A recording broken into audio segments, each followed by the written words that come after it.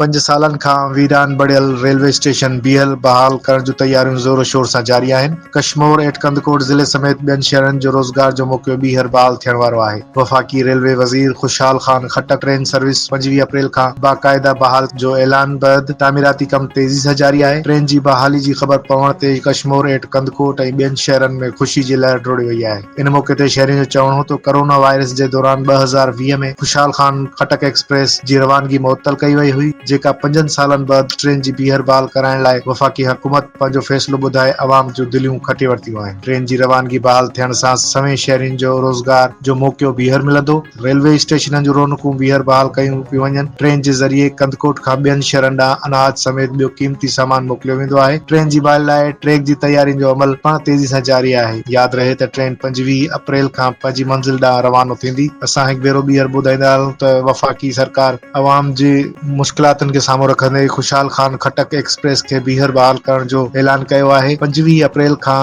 वीरान स्टेशननि जूं रौनकूं बहाल थींदियूं ऐं ट्रेन पंहिंजी मंज़िल तरफ़ रवानो थींदी।